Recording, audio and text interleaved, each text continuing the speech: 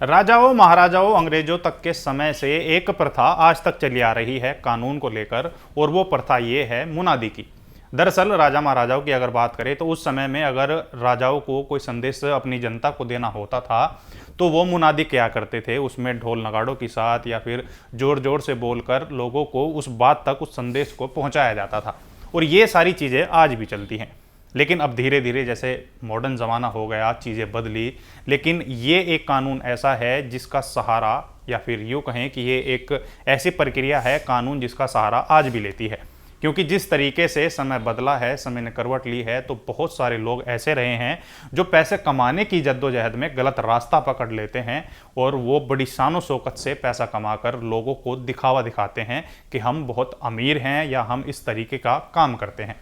लेकिन असलियत उनकी क्या है ये कभी लोग जान नहीं पाते। और जब वो गलत कामों में पकड़े जाते हैं तो कोर्ट कचहरी के चक्कर लगाने लगते हैं, मगर शानो शौकत की जिंदगी जीने के कारण उन पर कोई शक भी नहीं करता। आधुनिक जीवन में सरकारी प्रक्रिया के तहत पत्राचार के माध्यम से कार्रवाई तो होती ही है, मगर आम लोगों को पता नहीं चलता कि उसके अगल बगल में रहने वाला कितना बड़ा फ्रॉड है। और शायद यही कारण है कि सरकार का राजस्व विभाग और पुलिस विभाग ने आज भी मुनादी की प्रथा नहीं छोड़ी है, जिसमें पुलिस की टीम ढोल नगाड़ों के साथ जाकर धोखाधड़ी करने वाले या किसी बदमाश के घर नोटिस चस्पा करते हैं। इसका मेन मकसद होता है कि उसके क्षेत्र के लोगों को, आसपास के लोगों को पता चले कि उस व्यक्ति ने क्या गलत काम किया है या उस व्यक्ति का चरित्र कैसा है।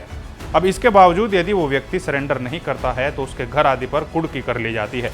ये कुड़की नोटिस चस्पा आज आधुनिक युग में भी इतना लोकप्रिय है कि सरकार इसे अपने कानून में शामिल किए हुए है।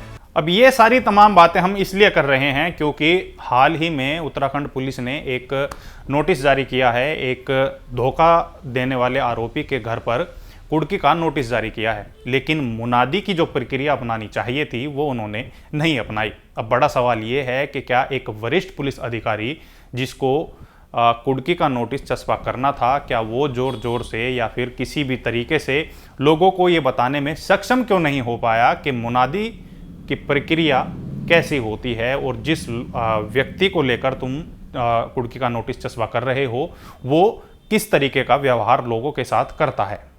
आप इसकी एक मानगी अभी बीते दिन की पुलिस कार्रवाई का खुद एक वीडियो में देख सकते हैं।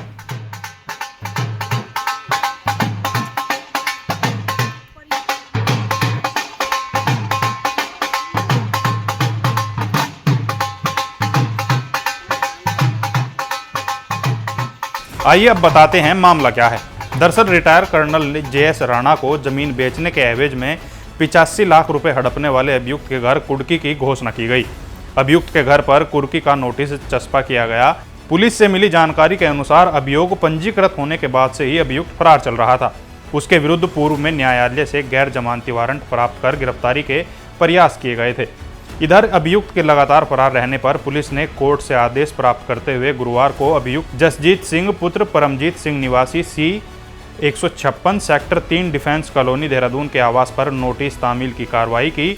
इस दौरान 2 गवाहों के समक्ष अभियुक्त के मोहल्ले डिफेंस कॉलोनी क्षेत्र में मुनादी कराई गई। अभियुक्त के मकान के मुख्य गेट सहित मोहल्ले के मुख्य स्थानों और चौराहों पर धारा 82 CRPC की उद्घोषणा चस्पा की गई है। अभियुक्त जसजीत सिंह को 26 अक्टूबर तक कोर्ट के समक्ष प्रस्तुत होने और ऐसा न करने पर कोर्ट के आदेश अनुसार भविष्य में की जाने वाली वैधानिक कार्रवाई संबंधी उद्घोषणा भी की गई है। लेकिन यहाँ बड़ा सवाल ये है कि जिस वरिष्ठ अधिकारी द्वारा ये मुनादी कराई गई है उससे कितने लोग जागरूक होंगे ताकि उन्हें ये पता लग सके कि उनके पड़ोस में रहने वाला व्यक्ति एक फ्रॉड है, एक धोखा देने वाला आदमी है, क्योंकि मुनादी जिस तरीके से कराई गई है वो सही तरीका नहीं है।